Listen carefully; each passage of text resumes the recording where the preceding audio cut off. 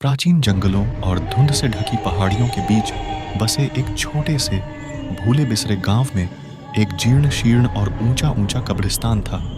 एक ऐसी जगह जो उन लोगों के दिलों में दहशत पैदा कर देती थी जो अंधेरे के बाद उसके पास जाने की हिम्मत करते थे। ग्रामीणों ने इसे शापितों का कब्रिस्तान कहा है। चंद्रमा ने कब्रों और मकबरों पर एक भयानक पीली रोशनी डाली। प्रत्येक को ढहते पत्थरों और लाइकेन से ढकी मूर्तियों से सजाया गया था। हवा में सड़ी हुई मिट्टी की गंध भरी हुई थी और कभी कभार हवा का झोंका पीड़ादायक फुसफुसाहट लेकर आता था, मानो यह जमीन ही दिवंगत लोगों के रहस्यों को छिपाए हुए हो। एक रात दोस्तों का एक समूह आपस में कब्रिस्तान की डरावनी और भयानक कहानियों के बारे में बातें कर रहे थे। उन दोस्तों में कुछ ऐसे भी थे जो आत्मा को नहीं मानते थे और भूत प्रेत जैसी बातों में विश्वास नहीं रखते थे। गांव वालों और दोस्तों की बातों को गलत साबित करने के लिए हिम्मती दोस्तों का एक समूह रात के अंधेरे में कब्रिस्तान में जाने को तैयार हुआ। एक दुर्भाग्यपूर्ण रात दोस्तों का समूह रुग्ण आकर्षण और अपनी बहादुरी साबित करने की इच्छा से कब्रिस्तान में इकट्ठा हुआ। लालटेनों से लैस होकर वे जंग लगे लोहे के दरवाजों से आगे निकल गए जो शापित के कब्रिस्तान के प्रवेश द्वार को चिह्नित करते थे। बाकी लोग बाहर ही रुके थे। जैसे ही वे कब्रों के बीच घूम रहे थे, उनकी लालटेनें टिमटिमा रही थीं, जिससे विचित्र छायाएं काई भरी कब्रों पर नृत्य कर रही थीं। सन्नाटा दमनकारी था, जो कभी कभार उल्लू की आवाज और अकेले भेड़िए की दूर तक सुनाई देने वाली आवाज से ही टूटता था।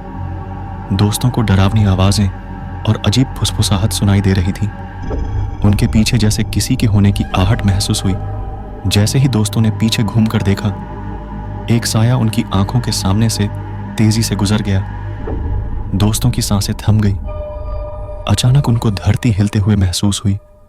उनको लगा जैसे कोई उनके पैरों को जमीन के अंदर खींच रहा हो। सब लोग झटके से आगे बढ़े।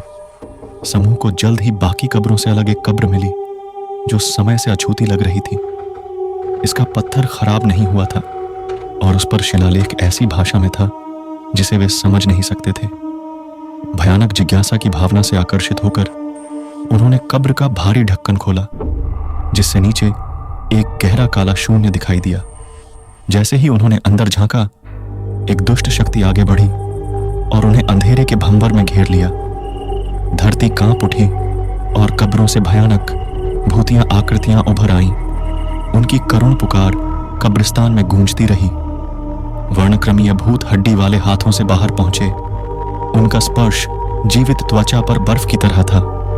कब्र की अपवित्र पकड़ में फंसे दोस्तों के समूह को धरती की गहराई में खींचा जाने लगा। बाकी लोगों ने उनको बाहर खींचने का प्रयास किया, लेकिन उनकी चीखें प्रताड़ित आत्माओं के शोर में दब गईं और उनकी लालटेनें बुझ गईं। इतना भयावह नजारा देख बाकी लोग पूरी शक्ति के साथ बाहर भागे। कब्रिस्तान एक बार फिर पूरी तरह अंधेरे में चला गया। जो बचे थे वे केवल असहाय भय से देख सकते थे, क्योंकि शापित कब्रिस्तान के द्वार धीरे धीरे बंद हो रहे थे, जिससे शापित कब्रिस्तान दुनिया से दूर हो गया था। बाकी बचे दोस्त अपने दोस्तों को खोए जाने से डरे हुए थे। आंसू भरी आंखों और कब्रिस्तान के भव्य नजारे को आंखों में दबाए हुए बाकी लोगों के साथ वापस चले आए। उनके सामने उनके दोस्तों को कब्रिस्तान निगल गया था, जिसकी पीड़ा उनको जीवन भर सताती रहेगी, और फिर कभी ऐसी भयावहता के बारे में जानने के विचार को कभी अपने दिमाग में नहीं आने देंगे। इस सोच से वो सब गांव पहुंचे। यह दुःस्वप्न का स्थान बन गया, जहां जीवित और मृत हमेशा के लिए एक दूसरे से जुड़े हुए थे, जो अलौकिक के साथ छेड़छाड़ की मूर्खता का एक भयानक प्रमाण था। शापितों का कब्रिस्तान भय का स्थान बना हुआ है। यह एक स्पष्ट अनुस्मारक है कि कुछ रहस्यों को कभी भी उजागर नहीं किया जाना चाहिए और कुछ विश्राम स्थलों को अबाधित रहना चाहिए, क्योंकि मृतकों के छायादार क्षेत्र में ऐसी ताकतें हैं जिन्हें कभी भी उत्तेजित नहीं किया जाना चाहिए।